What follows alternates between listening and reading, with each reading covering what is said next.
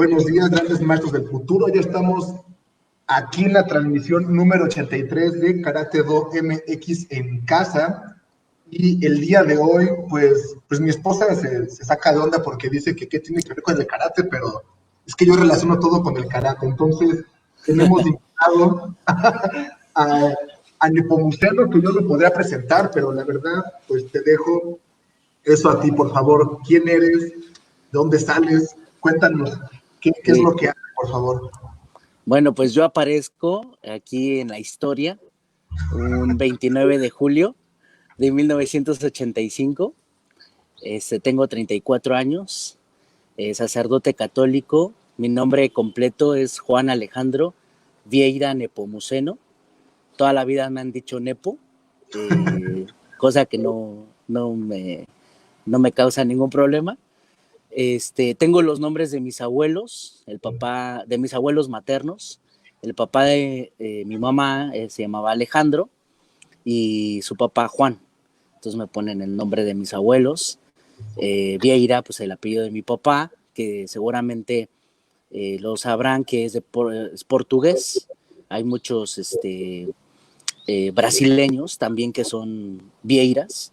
Y uno conocido, pues podemos poner Marcelo Vieira, ¿no? Hay otro que es Patrick Vieira, de Francia, pero se escriben los dos con I latina. El mío es I latina, Y. Y Nepomuceno, que muchas veces lo conocerán por la película de Cantinflas, de cuando van a bautizar y cómo le quieren poner Nepomuceno, ¿no? No, mejor que lo bautice el párroco.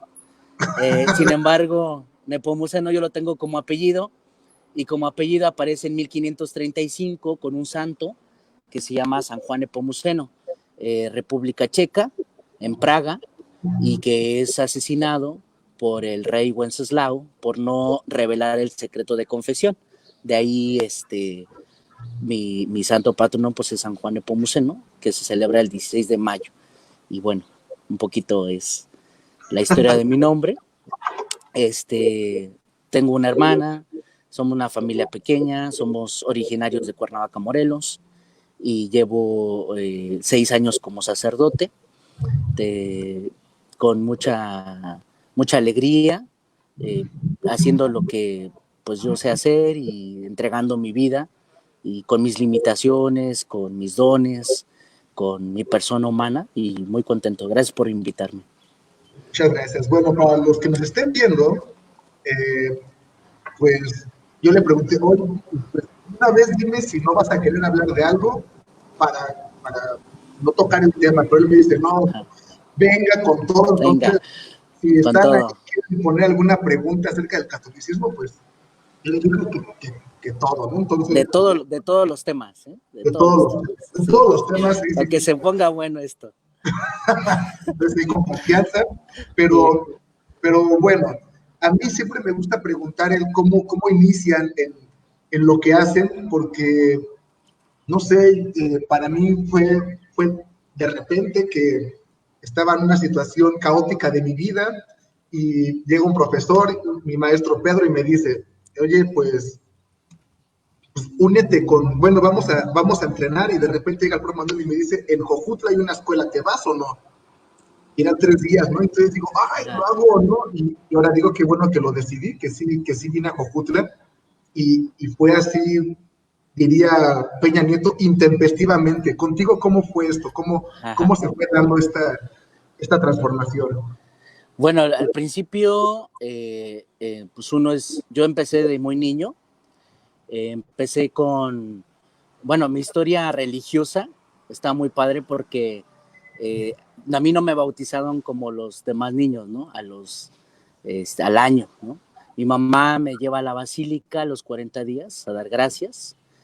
Pasan 2 años, yo tengo un accidente, me caigo de un techo y sobrevivo, sin ser bautizado, claro. Esto pasó como al año y medio.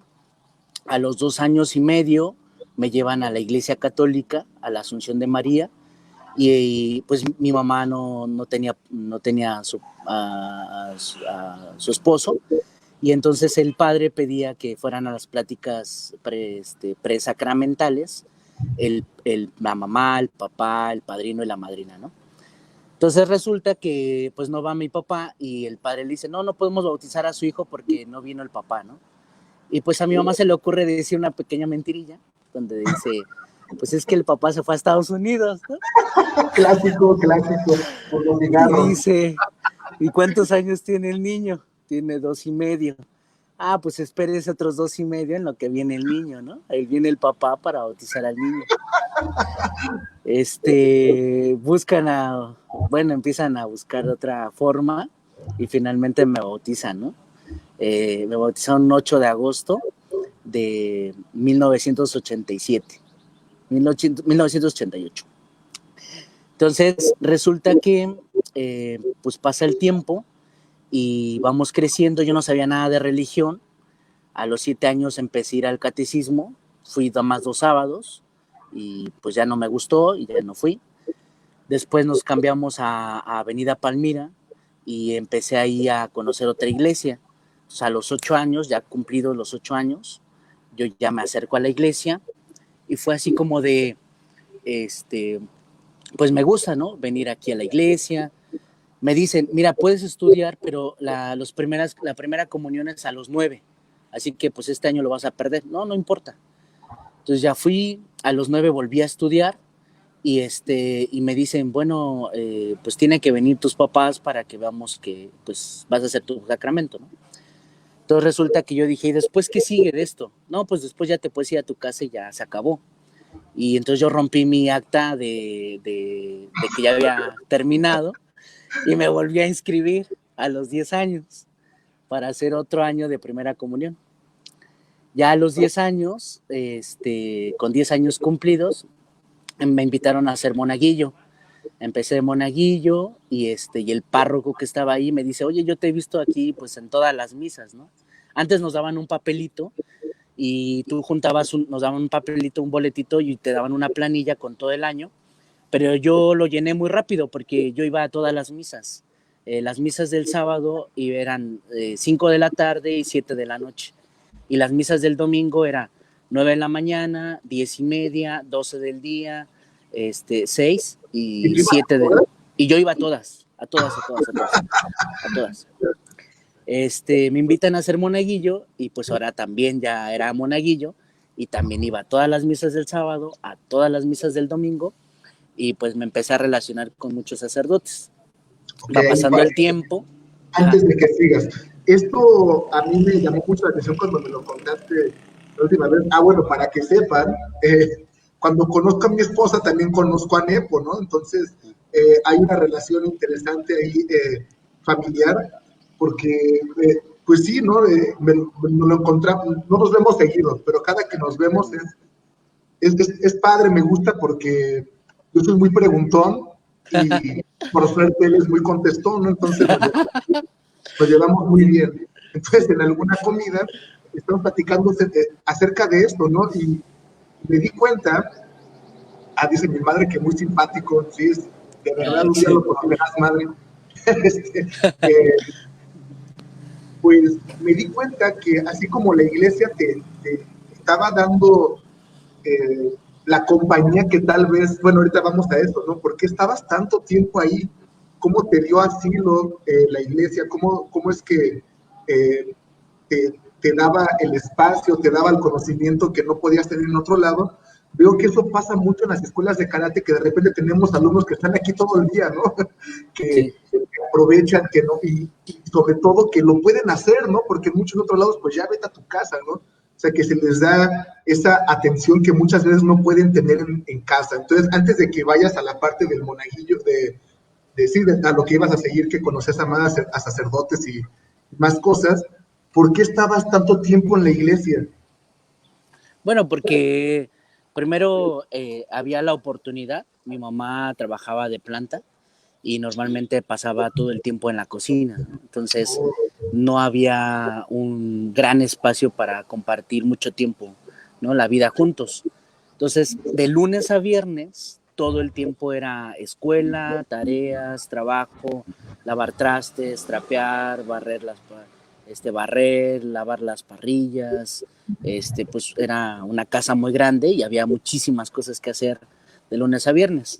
Sábado y domingo era como esta parte de, pues hay que hacer otra actividad, ¿no? Entonces, a mí en lo personal me nació mucho porque cuando era pequeño veía, yo soy de los primos más chicos y yo veía a mis primos mayores que pasaban a comulgar, ¿no? Entonces yo le decía, mamá, yo quiero pasar. Y me decía, no, no, no, porque no has hecho tu primera comunión. Y yo le decía, ¿y por qué? Mi hermana ya la hizo? Sí. ¿Y por qué ella no pasa? Dice, porque no se ha confesado.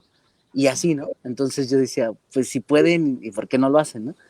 Entonces, para mí tener esta oportunidad, pues más joven, ¿no? Y de hecho, cuando hago mi primera comunión, yo dije, la primera vez que lo reciba, que sea la primera de muchísimas veces que lo pueda recibir. Y bueno, el punto y la conclusión es que pues llegué a ser sacerdote, ¿no? Entonces no solamente ahora puedo consumir el cuerpo de Cristo, sino que también con las manos consagradas pues puedo transformarlo. Ok, bueno, vamos ya, como el tiempo es limitado, vámonos a los Sí, sí, temas, sí, a los temas. candentes. Pues, pues efectivamente, ahorita estamos en la parte bonita, ¿no? De la historia y lo que quieras, pero lo que ya está muy metido en la cabeza de las personas y de todos en general es, la iglesia apesta, ¿no? La iglesia hizo y deshizo y les valió y mataron y la Inquisición y quién sabe qué tantas barbaridades. Pero en este caso yo no quiero ver tanto a la iglesia, quiero saber cómo lo ves desde adentro, qué se dice desde adentro acerca de todo lo que pasó, cómo se manejan estos temas. Sí, bueno, primero lo que es una realidad es no negar la historia, ¿no? Eso es muy importante. De hecho, hay un dicho que dice, el desconocer nuestra historia nos lleva a repetir los mismos errores. Entonces, primero, no negar la historia. Segundo, reconocer puntualmente en qué momento pasó, quiénes fueron los responsables, porque cuando yo inicio mi sacerdocio, pues a mí me decían, ¿no? Es que ustedes mataron, ¿no? A ver, espérate, ¿no? Pues yo no existía, ¿no? O sea, aguanta, ¿no? Es que ustedes son retrógradas, ¿no? Es que ustedes nos enjuician. No, no, esperen. O sea, yo estoy iniciando, ¿no? O sea, aquí es muy importante saber quiénes fueron los responsables, quiénes tomaron las decisiones y quiénes estaban al frente, ¿no? Porque de manera individual cada quien va a dar cuentas de sus actos, ¿no? Independientemente si está en la iglesia o practica otra fe o otro oficio. Cada quien da cuentas de sus actos. ¿Cómo se maneja? Pues primeramente regresar a la fuente. Eso es muy importante. Regresar a la fuente de saber, la fuente es la Biblia, la fuente son los sacramentos, la fuente es Dios y la fuente es saber que Dios a cada uno nos dio una misión. Eso es muchísimo, muy importante. Regresar a la fuente. Yo me imagino que también en el carácter hay una fuente, ¿no? Una historia, alguien comenzó, alguien inició, alguien lo empezó a hacer, alguien lo hizo bien. Entonces hay que regresar a las personas que hicieron bien las cosas, no retomar los malos ejemplos, quién se equivocó, quién lo hizo mal, ¿no? Sino regresar a la fuente. En este caso, los sacramentos son una gran fuente de santificación y precisamente la Eucaristía y todas estas prácticas nos llevan a retomar y vencer nuestras limitaciones, porque pues todos equivocamos, ¿no? Todos tenemos errores, pero aquí la diferencia es qué haces con esa capacidad que Dios te dio para cambiar el rumbo de la historia, ¿no? Primero, yo creo que es muy valioso no negarlo. Primero no hay que negarlo, ¿no? Decir, no, pues ya pasó, ¿no? No, o sea, sí pasó algo, sí está en la historia, sí fue real, y eso hay que cambiarlo, ¿no? Y a partir de ahí, pues poniendo nuestra actitud, nuestro aporte, porque aquí es muy interesante que cada sacerdote aporta algo para la comunidad, ¿no? Anteriormente decían que en una comunidad era muy importante 3 personas: el médico, el maestro y el sacerdote. El médico por la ciencia de la salud, el maestro por la ciencia de la educación, valores cívicos, ética, principios, y el sacerdote por los valores espirituales. Cómo estos tres se conectan, la salud, la educación y el corazón, ¿no? Entonces, cuerpo, mente y corazón son muy importantes conectarlos, ¿no? Entonces, a partir de ahí, sí se toma diciendo, bueno, fue parte de nuestra historia, pues vamos a tratar de echarle ganas y de cambiar que sea mejor esto, ¿no? Hay muchos retos y uno de esos es la coherencia. O sea, es muy difícil tener coherencia, muy difícil. A veces uno dice algo y termina haciendo otra cosa, ¿no? El mismo San Pablo decía, ¿por qué hago lo que no quiero y sí hago? ¿Por qué no hago lo que sí quiero y dejo de hacer lo que sí es bueno, ¿no? Entonces yo creo que ahí está el dilema, en que hacemos lo que no está bien y dejamos de hacer lo que sí está bien. Ok, dentro del karate y la cultura japonesa está mucho este dicho de Onko Chishin, ¿no? Conocer el pasado para entender el presente. Y creo que es lo que estás comentando, ¿no? Y sobre todo, también le preguntan a un maestro zen, oiga maestro, ¿y qué es el zen? En pocas palabras, pues hacer lo bueno y no hacer lo malo, ¿no? Pero parece muy fácil, pero pues como dices, ¿no? ¿Por qué sigo haciendo las cosas destructivas y no hago las buenas? ¿Qué prácticas hay dentro del catolicismo para poder llegar a hacer cosas buenas y dejar las malas? Sí, por ejemplo, hay 3 prácticas esenciales, que es la oración, es la meditación y la contemplación. Esas son esenciales, eso deberíamos de hacerlo todos, independientemente la fe que practiquemos, independientemente las creencias que tengamos. Oración, contemplación y meditación. La oración porque tiene que ver con un diálogo, todos dialogamos, pero hay un problema en el diálogo, que uno habla y el otro escucha. Y a veces no se tiene muy practicada este sentido de escucha. No sabemos escuchar. Y un ejemplo muy sencillo es que hay cuando jugamos al reloj, al teléfono descompuesto, ¿no? Tú empiezas a decir algo y termina el otro diciendo una barbaridad, ¿no? Entonces, esto tiene que ver con la oración. La meditación tiene que ver con nuestros actos humanos, es decir, yo realizo un acto humano y yo medito qué hice, cómo lo hice y cuál fue el resultado. Esa es la meditación. No todos nuestros actos tienen un buen resultado. A veces hay actos que decimos, no, pues yo así soy, ¿no? Quien me quiera, pues que se aguante, ¿no? Porque yo sí soy bien hablador, ¿no? Mi pecho no es bodega y yo suelto así como venga y véngate, ¿no? Entonces, no es tan padre eso, ¿no? Tiene que haber una meditación de decir, chin, voy a decir una grosería, estará bien, estará mal, chin, le voy a decir que está bien gordo, pero y si se ofende, y si no, le voy a decir que es bien hocicón, pero y si la riego, ¿no? Entonces, la meditación te ayuda a descubrir qué sí puedes decir y qué no puedes decir en virtud de la prudencia. Y la contemplación es el último proceso en donde uno dice, bueno, a ver, al final del día, ¿no? ¿Qué cosas, qué prácticas hice bien y qué prácticas hice mal? Y en este sentido, pues todos tenemos vicios y tenemos hábitos. Los vicios nos hacen reproducir actos que dañan a los demás. Los hábitos nos llevan a ser un testimonio, a ser ejemplo, a ser modelos de otros seres humanos. Entonces la contemplación tiene que ver con esto, con ver los vicios y los hábitos que cada uno tiene. Como me decía un profe, cópienme lo bueno, ¿no? Cópienme. Ajá, Aquí está exactamente. el Guerrero, mi esposa, dice, hola, Hola. hola, Neto. Eh, bueno, siguiendo en el tema, pues me está gustando esto de la oración, meditación y Meditación, contemplación.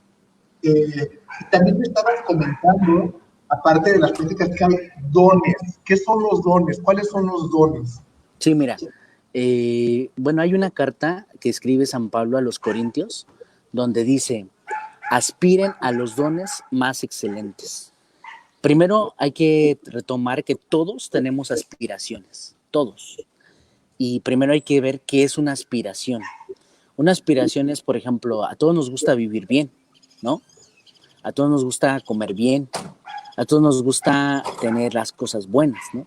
Por ejemplo, le dices a un muchacho, oye, ¿te gustaría un celular cacahuatito o un teléfono de última generación? Pues inevitablemente va a decir el de última generación, ¿no? Y eso tiene que ver con las aspiraciones. Aspiren a los dones más excelentes. ¿Qué son los dones más excelentes? Los dones tienen que ver con las virtudes, con los hábitos más excelentes. Quiere decir superiores, superiores. Por ejemplo, están la honestidad, la justicia, la sinceridad, pero hay dones que son superiores, que son fuentes. Estos dones que son superiores es el amor, la fe, la esperanza. Estos tres dones son fuentes. ¿Fuentes de qué? Fuentes de vida, fuentes de espíritu, fuentes de energía, fuentes de hábitos, fuentes de cosas buenas para nosotros. Entonces, de ahí nacen todos los dones. Y los dones que podemos conocer está la sabiduría, el consejo, la templanza, la prudencia, ciencia, temor de Dios. Y en ese sentido, estos dones son muchos más, pero por decir algo, menciono unos. Pero estos dones te llevan a potencializar tu condición humana y divina. Potencializan. Es decir, no sé si, por ejemplo, han jugado algún juego y a veces pues no lo puedes pasar y tienes que utilizar un potenciador, que es una bomba o es un destello, no sé, algunas cosas así, ¿no? Utilizas un potenciador para que te lleve a otro nivel. Entonces aquí pasa lo mismo, los dones son potenciadores que te llevan a otro nivel. Es decir, todos tenemos una capacidad intelectual, de entendimiento, pero hay personas que entienden más rápido, como que, y de hecho en el mismo lenguaje decimos, ¿sí me entiendes? ¿Sí me entiendes? O ¿sí me estoy dando a entender? Porque tiene que ver con un don. El entendimiento no es innato, no es que todos entendamos las cosas, no. El entendimiento es un don. Y quien tiene el entendimiento, pues porque tiene un don y entiende las cosas. Entonces los dones tienen que ver, por decir algo, son potenciadores que nos ayudan a llevar a otro nivel nuestra condición humana. Ok. Dentro del budismo, y pues, aunque muchos no quieran, dentro del karate, como que la meta, entre comillas, es practicar, ¿no? Pero también dicen que la práctica te lleva a la iluminación, que llevar el potencial humano al máximo para poder Ajá. ayudar a toda la humanidad. ¿Hay alguna meta dentro del catolicismo? Sí, claro, por supuesto. Una de las metas es poder tener conexión con Dios. O sea, no solo semiplena conexión, sino una conexión plena. Es decir, Dios a través de la historia, en la Biblia, en el Antiguo Testamento, Dios habló a través de muchos profetas, de muchas personas. Pero en esta última generación, en este último tiempo, nos habla a través de Jesucristo. Ahora, todos nosotros podemos estar ligados a Jesús, a Jesucristo, de una forma plena, semiplena o tenue. Entonces, la finalidad del catolicismo es que todos seamos imagen de Jesucristo. De hecho, ser sacerdotes significa ser otros Cristos, que claro, quedamos muy lejos, o sea, yo creo que ni le llegamos a los talones, pero para nada, a Jesús, pero la idea es ser otros Cristos, ¿no? Y igual la idea de todos los feligreses, pues es ser imagen de Cristo. en esta perfección humana que nos lleva a experimentar ya lo divino. Y lo divino tiene que ver con actuar de una manera superior. Por ejemplo, nosotros vamos manejando, ¿no? Y alguien se atraviesa. Humanamente uno dice, ¡ahora, hijo de tu! Pero cuando ya alcanzas una capacidad superior, alguien se atraviesa y dices, ups, qué bueno que no me pegó, ¿no? No pasó nada, seguimos. Eso es superior. O sea, que no pites, que reflexiones, que en esos segundos digas, bueno, no pasó nada, sigamos. Eso es superior, ¿no? Porque lo normal, lo común, lo humano, es, pues, al menos le mientas una vez, ¿no? Dices, ánimo, ¿no? El Entonces, típico clásico, sí, sí. sí, o sea, es superior. El poder procesar un conflicto, una situación difícil, humana, rápidamente, tiene que ver con una práctica constante de los dones, de esta cuestión espiritual que todos llevamos con nosotros mismos, de un trabajo personal fuertísimo.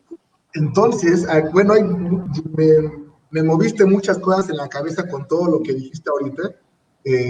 Dentro del budismo está la mente de Buda, que significa pues que no vas a hacerte el mismo Buda que ya existió, porque él pues ya existió, ¿no? O sea, se llama que es una capacidad que podemos alcanzar, o sea, podemos llegar a ser Budas, ¿no? Pero no el mismo Buda que ya pasó, o sea, sino ser. Exactamente. Entonces, esto es como que me dijiste lo mismo, pero con Cristo, ¿no?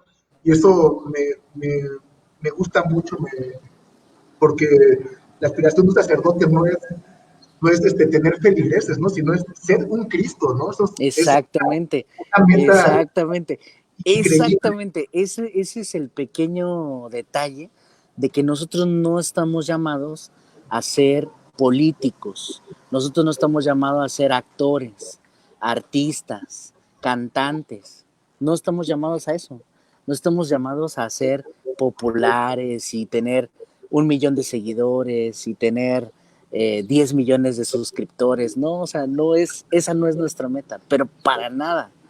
Nuestra meta es poder, con nuestra condición humana, poder reflejar la imagen de Jesucristo en una persona personal, única, individual. Que yo, Juan Alejandro, sea un poquito la imagen de Jesucristo. Muy bien, me gusta, se me hace una meta tan alta Sí, que todos bueno, queramos, pero si queremos llegar a ellos, súper alta. cada pequeño acto, o sea, realmente va a ser, como dices, más virtuoso, ¿verdad? Va a ser Sí, más fácil actuar de mejor manera si tenemos esa meta tan alta, ¿no? Ahora, súper alta. también me llama la atención, pues que dentro del budismo está lo mismo, ¿no? Esa parte de cambiar la manera como actuamos en momentos difíciles, pero esto es muy complicado, ¿no? Y esto también se dice que dentro de la contemplación, bueno, en el budismo, dentro de la meditación, hay dos fases, una que es racional, que es como la que tú manejas como meditación, y una que es de asentamiento, que es como la etapa contemplativa que tú también estabas comentando dentro del catolicismo, y que es intentar reforzar esos hábitos, porque yo nunca he escuchado, no sé, dime tú si me equivoco, que, que te digan cómo lograr, o bueno, cómo practicar ser esa mejor persona, o en qué momento se puede hacer. Nunca había escuchado eso de la meditación y contemplación. ¿En qué momento se menciona? Bueno, de hecho, en las prácticas comunes para ser sacerdote, hacemos una oración por la mañana, una por la tarde, una por la noche, y a partir de ahí se va aprendiendo a hacer la oración, la meditación y la contemplación en las 3 oraciones.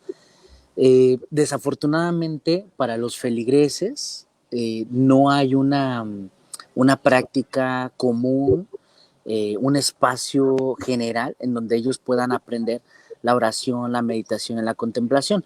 Los espacios que se aprovechan para hacer esto, pues son los grupos parroquiales, en los grupos parroquiales se practica la oración, la meditación, la contemplación, pero no se le da tanto énfasis y tanta importancia como lo que realmente tienen.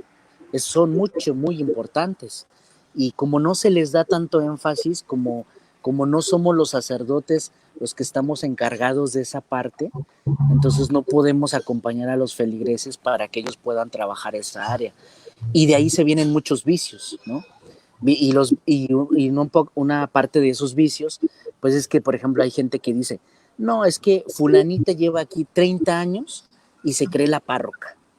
No, sultanito lleva aquí 25 años y él es el que manda. Él dice quién entra, quién no entra, él dice si nos prestan las sillas, si se cierra, si se abre, si se prende la vela, si se apaga, si se pone el mantel, si se quita, si se lava, si se pone. Y entonces se caen vicios porque no se practica la oración, la meditación y la contemplación de una forma más trascendental y profunda, como debería de ser. Entonces, como que las prácticas están, bueno, en la actualidad están casi solamente para los sacerdotes. Podría decir que sí. Y los monjes, sacerdotes, ¿no? Monjes, seminaristas, los hermanos religiosos, agustinos, los franciscanos, los dominicos, los legionarios de Cristo, todos los religiosos de las diferentes órdenes, pues ellos sí lo practican, ¿no? Pero sí es verdad, es una realidad que los feligreses no tienen directamente acceso a cómo practicar estas tres metas, ¿no? La oración, la meditación, la contemplación. Es un poco más difícil para ellos. Ok. Muy bien. Cambiando un poco el tema, pero también entrando aquí en debate, dentro del budismo está esta idea de, ay, ya se me fue, pero, sí, ya recuerdo eso del miedo a Dios, ¿no? Por lo general, en el catolicismo pareciera que uno quiere actuar bien para evitar el castigo del infierno, el castigo divino, pareciera que solamente actuamos, parece que nos portamos bien porque nos van a castigar. Ajá. En el budismo te ponen un poquito más de responsabilidad, ¿no? Te dicen, no, pues es que la tiene te va a castigar, ¿no? O sea, lo que hagas va a tener una consecuencia en el futuro, o sea, y si vas, pues depende de lo que hagas, depende de la consecuencia que vas a tener. Entonces te dan como que la responsabilidad y de pensar si lo haces o no, en vez de solamente tener miedo del castigo divino. ¿Qué piensas al respecto? ¿Qué nos puedes comentar de eso del castigo? Sí, bueno, mira, es una realidad, y de hecho a mí me tocó escuchar muchos sermones, muchas homilías, que es el sermón, la homilía es este diálogo que se dice a la mitad de la misa, que es un momento de reflexión, de concientización hacia el pueblo de Dios, ¿no? Me tocó escuchar muchas homilías, reflexiones, sermones, que hablaban mucho acerca de esto del castigo, ¿no? Se portan mal, se van al infierno, miren si no obedecen, si se levantan la mano a su mamá, se les va a volver piedra, se les va a pudrir, ¿no? Porque hay un pasaje en la Biblia donde a una persona que quiso atentar contra uno de los apóstoles, pues se le engarrotan las manos, ¿no?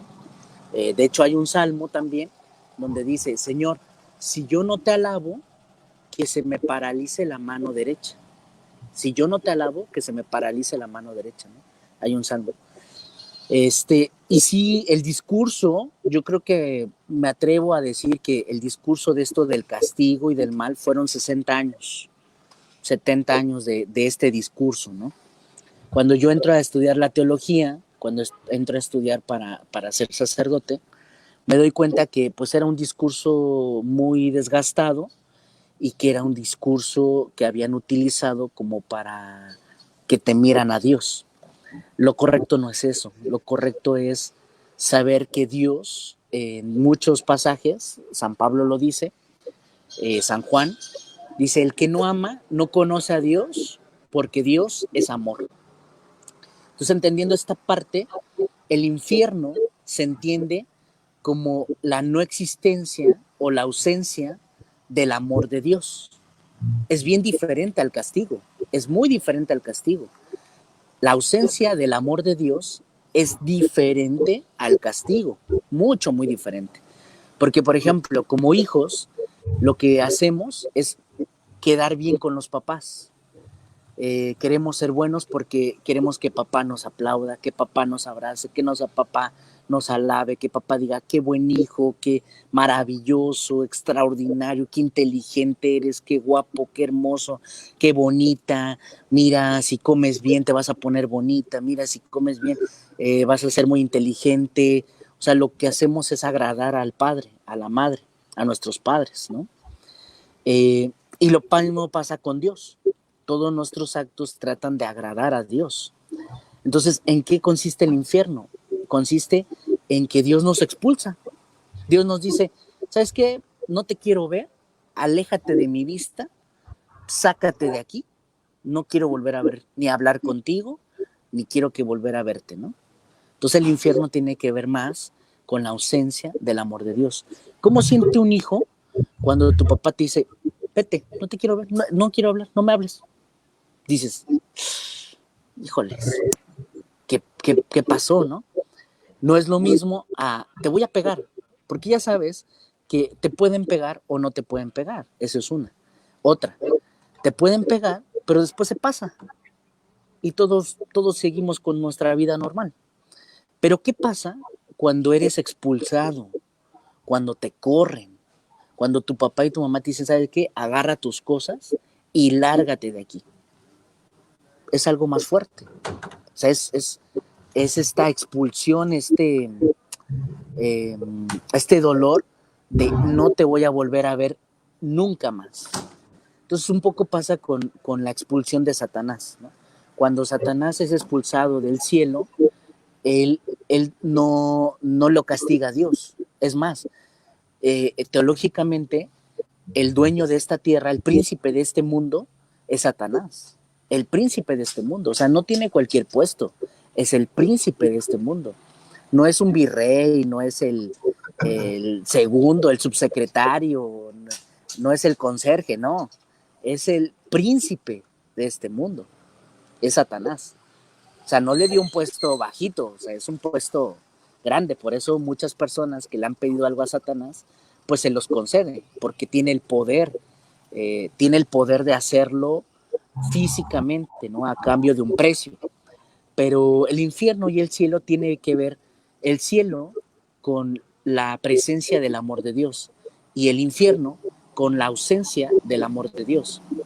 Entonces, hay un verso muy bonito que dice, Señor, no me alejes porque no quiero vivir sin tu amor todos los siglos de la vida.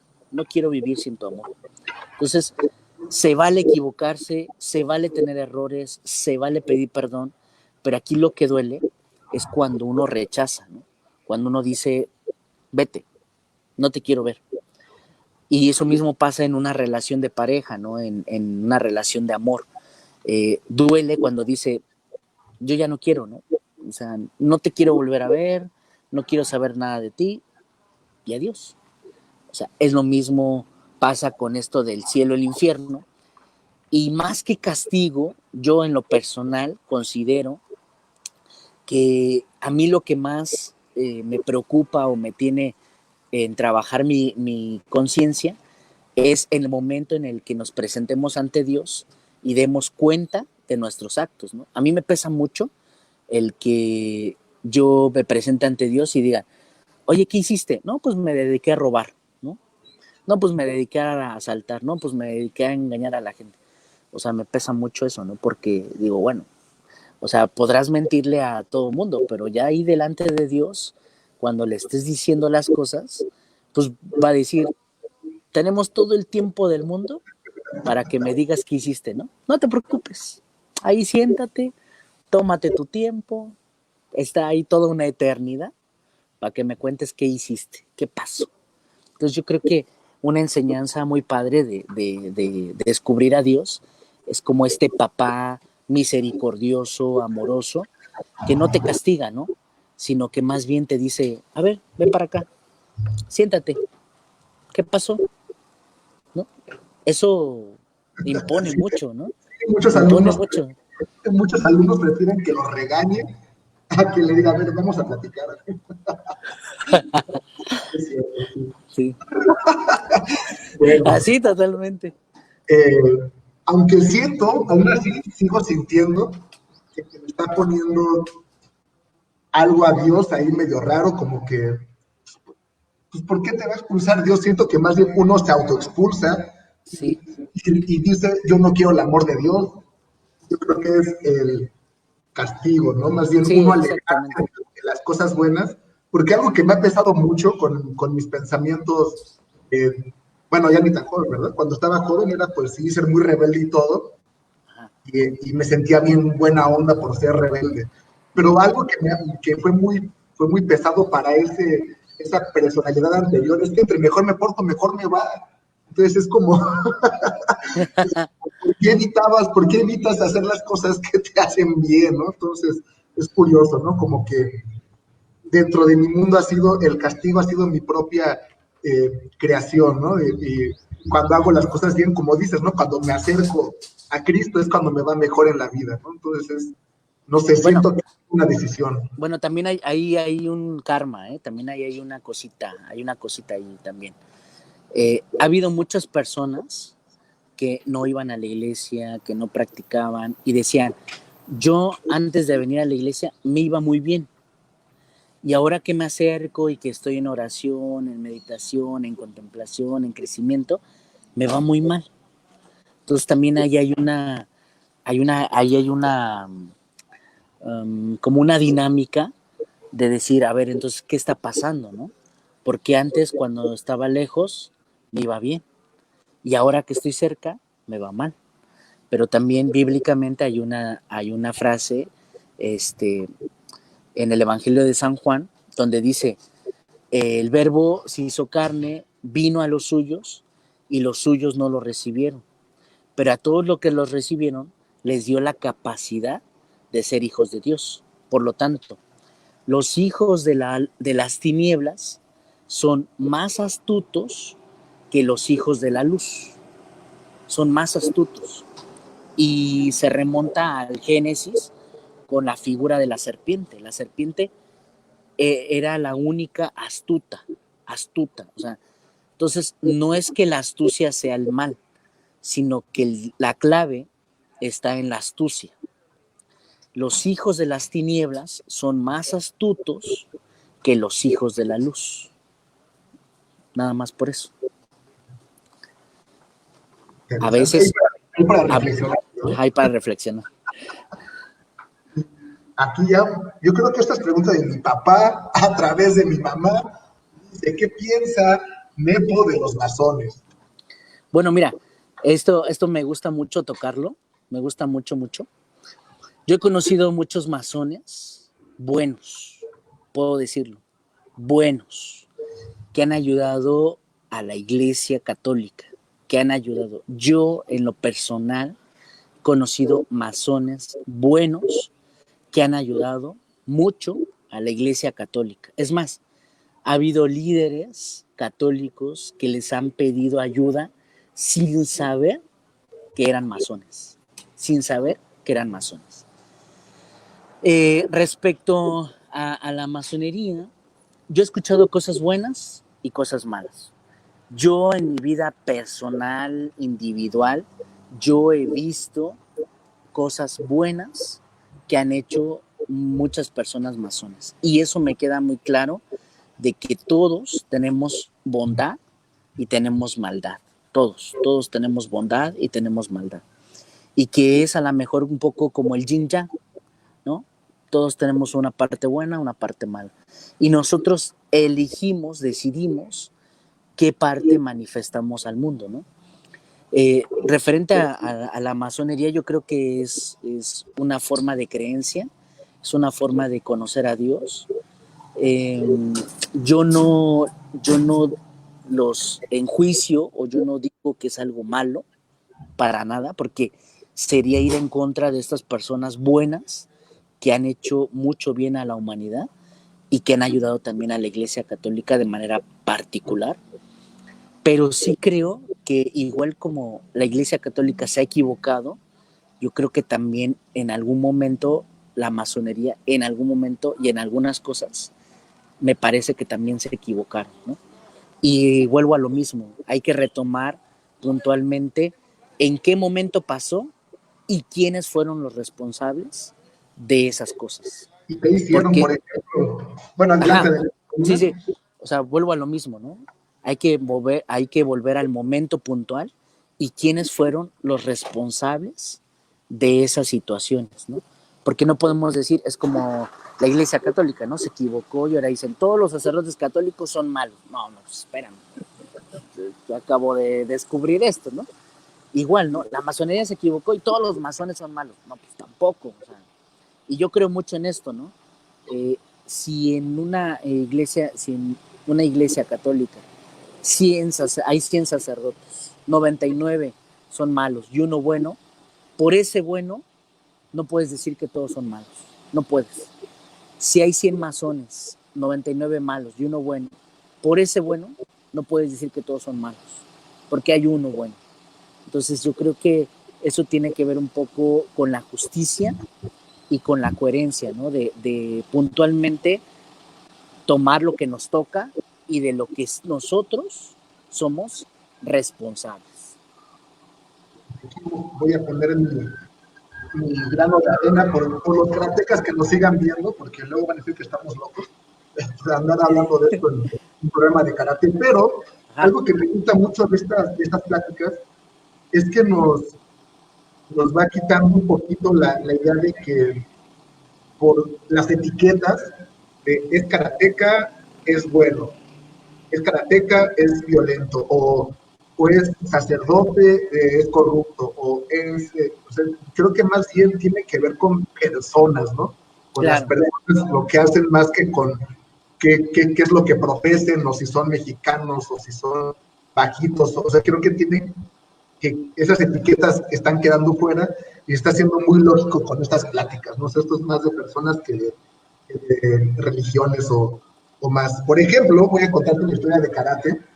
Eh, en 1900, principios de 1920 y tantos a lo mucho, un señor llamado Anko Itosu es el que crea unas catas básicas para que se pudieran enseñar en las primarias, porque el karate es muy complicado. El karate tradicional es muy complicado, entonces dijo, vamos a, todas esas cosas tan complejas, vamos a simplificarlas en ejercicios más básicos para que se puedan aprender desde primaria. Pero es lo que sabemos todos y decimos, qué padre, qué buena idea, porque ahora todos podemos aprender y es muy buena idea. Pero lo que muchos no dicen y quieren evitar es por qué enseñar karate en los niños. Y muchos dicen, no, pues para que fuera para todos, sí, pero hay otra cosa que no dicen, que es porque para que Japón fuera una gran potencia militar, y eso es lo que no dicen, o sea, hay una parte bastante oscura dentro del inicio del karate y que muchos ni saben, y los que lo saben no lo dicen, porque pues para mí tampoco está padre andar creando soldados que sigan ciegamente órdenes del general a lo menso, ¿no? Entonces, como dices, el conocer esa información te hace replantear el cómo vas a enseñar. ¿Vas a hacerlo solamente soldados o los vas a hacer personas que sí puedan funcionar y puedan aportar algo a la sociedad, ¿no? Entonces, me parece muy bueno los comentarios que has dicho porque me diste la pauta para poder contar esta historia y que tenga sentido, ¿no? El ver el pasado, ver los errores, quién los hizo, por qué los hizo y si vas a cometer un error que no sea el mismo, ¿no? Porque ya estudiaste. Sí, y aparte aquí quiero señalar otra cosa. Aquí también tenemos que ver como lo que iniciábamos al principio, ¿no? Mente, cuerpo y corazón. Entonces, me imagino que también en el karate disciplinas tu cuerpo, ¿no? Disciplinas tu mente y disciplinas tu corazón. Entonces, sí es muy importante que todos en nuestra vocación, puntualmente en lo que nos dedicamos, se defina, más bien se define por un corazón bueno y un corazón malo. Es decir, podemos ser sacerdotes y tener un corazón malo, ¿no? Y ser desgraciados y ser malditos, y eres sacerdote, ¿no? Podría ser un militar y tener un corazón bueno, ¿no? Que a veces dicen, no, los militares son bien mala onda, o los policías, ¿no? O los, etcétera, ¿no? Pero por ser policía y tener un corazón bueno, supremo, coherente. Entonces, no se trata aquí del uniforme, de la sotana, no se trata aquí de la vestimenta, se trata de cómo hemos disciplinado cuerpo, mente y corazón. Y en esto quisiera, si me permites, contar un chiste, ¿no? Adelante, Dicen adelante. que en un cierto pueblo, en una comunidad, llegaron una vez, pues, unos religiosos, ¿no? A enseñar la fe y a platicar, ¿no? Dijimos, no, pues venimos aquí a enseñar, a hablarles de Dios. Y entonces se toparon con un señor, ¿no? Y le dijo, oigan, pero ustedes saben a dónde acaban de llegar. Y dijeron, pues sí, a una comunidad, ¿no? Necesitada de Dios. Dijo, sí, pero tienen que saber un principio que vivimos en este pueblo. Miren, si el cuerpo dice quiere dormir, hay que dormir. Si el cuerpo pide cerveza, hay que darle cerveza. Si el cuerpo pide comida, hay que darle comida. Si el cuerpo pide trabajo, momento. No todo lo que pida el cuerpo hay que darle.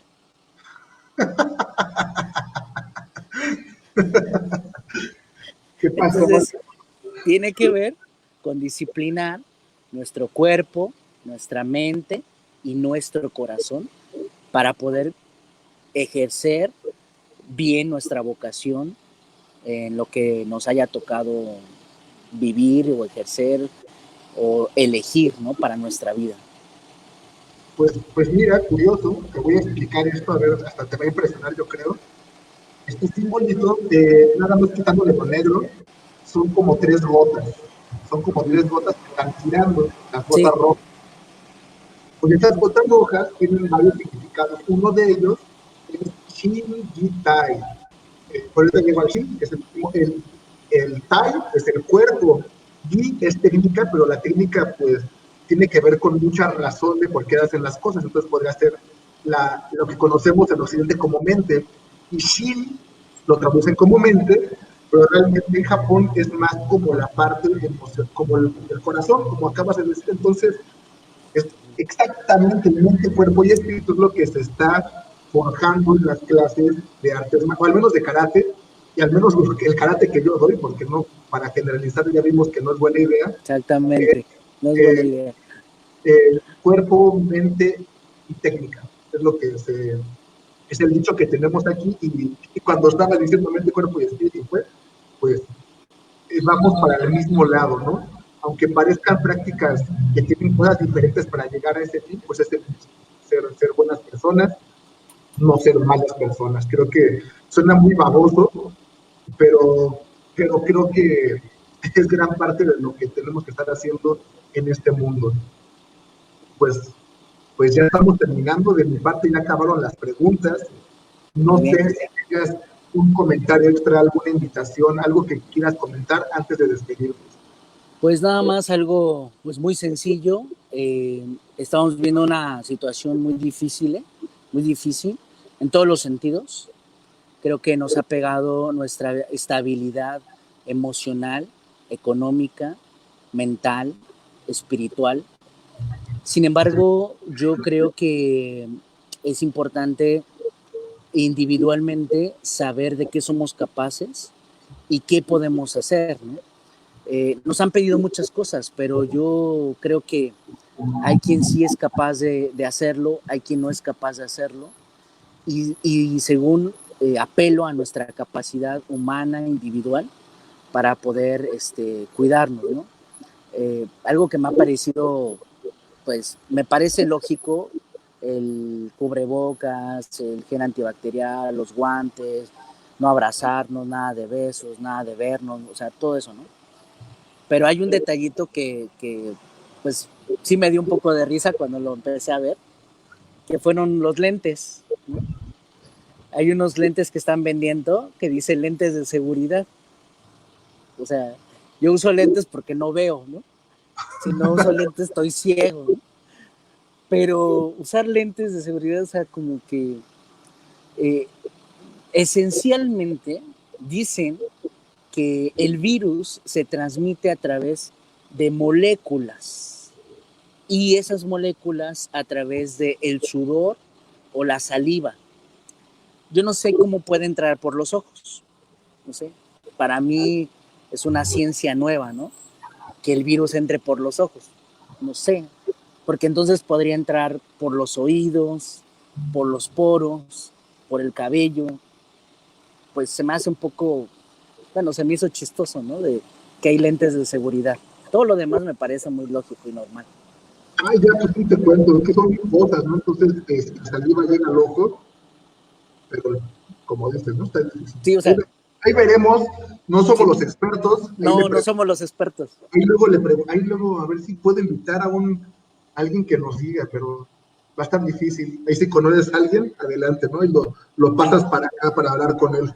sí, no, y aparte me ha parecido muy gracioso que de parte de las autoridades ha habido memes o frases que sacan, ¿no? Por ejemplo, que Gatel no, en un comentario, no sé si lo cortaron o lo sacaron de contexto, y dicen, no es necesario usar cubrebocas, ¿no? No solo no es necesario, sino que no sirve. Entonces, dices, eh, ¿qué estamos haciendo, no? ¿De qué me estás hablando? ¿De qué me estás hablando? Entonces, eh, yo creo que sí hay que tener prudencia, hay que tener medidas de higiene, me parece lo más prudente, retomar y volvernos otra vez a la fuente de la salud. ¿Cuál es la fuente de la salud? Pues es la higiene. Eh, no, limpiar para que no haya moscas, fumigar para que no haya zancudos, para evitar alacranes, cucarachas, no dejar comida destapada, no dejar agua ahí estancada, o sea, regresar otra vez a la fuente. Creo que eso es muy importante y algo que no estamos haciendo, regresar a la fuente, ¿no? No creo que sea un remedio que todo el tiempo, durante 20 años, usemos cubrebocas, ¿no? Yo creo que esto se puede remediar porque hay que regresar a la fuente y nadie está diciendo que hay que regresar a la fuente de la higiene. Hay que regresar a la fuente, eso es muy importante, creo que eso es muy esencial. Cuando yo iba en la prepa, escribimos un artículo de cómo regresar el clima de Cuernavaca, de la eterna primavera, y el tema era limpiando las barrancas. Eso era regresar a la fuente. Pero obviamente valían 300 millones de dólares el limpiar esas barrancas. Tú ve a una barranca, la que quieras, de Cuernavaca, y está súper contaminada. No hay flora, no hay fauna, está sucio, se van ahí los excrementos, los líquidos, los químicos, o sea, es una barbaridad. Entonces yo creo que esta parte de la salud tiene que ver con regresar a la fuente, a las fuentes de cómo inició todo, ¿no? De cómo protegernos. Entonces yo creo que ahí sí es importante que todos pongamos un granito de nosotros y bueno, digo, descansen en paz los que pues, les ha tocado irse. Particular me ha tocado conocer a 7 personas muy puntuales que yo conocí físicamente y hoy han muerto, o sea, han ido con el creador. Pero sí me ha dado mucha tristeza esto, ¿no? De que no hemos regresado a la fuente y nadie lo dice, como que nadie sabe qué hacer, ¿no? Realmente no sabemos qué hacer, nos estamos defendiendo a ciegas porque no hay una vacuna. Quien queda infectado, pues solamente está en el miedo, en el susto, pero también es importante fortalecer nuestro sistema inmunológico, ¿no? Creo que hay muchos factores que lo dañan, entre ellos el alcohol, entre ellos pues el tabaco y otros factores, pero sí es importante pues cuidarnos personalmente, ¿no? Yo he pensado mucho y he meditado que si Dios me llama a su presencia por esta cuestión, pues adelante, pero sin haber dejado de hacer lo que me toca, ¿no? Entonces es bien importante y esto nos dará muchísima paz y nos regresará la estabilidad que necesitamos, emocional, espiritual, económica, intelectual, de la mente, del corazón. Y pues bueno, pues adelante, hay que ser valientes y hay que darle con todo, hay que hacer lo que nos toca y ánimo. Excelente, muchísimas gracias, me fue un gustazo tenerte aquí en el programa y espero que a los que escucharon les hayas dejado alguna enseñanza, que yo sé que sí, y pues espero verte pronto en vivo y en directo una vez más, y para que ahí veas a Lenita y a Eli también, ¿verdad? Perfecto. Ahí muchas gracias. A los que nos vieron también, muchas gracias por estar aquí al pendiente, y pues nos vemos mañana a las 10. Tenemos a un practicante de cábala, creo que también va a estar bastante interesante el asunto, y para que veamos más cosas de la vida que muchas veces ignoramos. Pues muchas gracias, Lepo. Nos vemos en los demás. Hasta luego.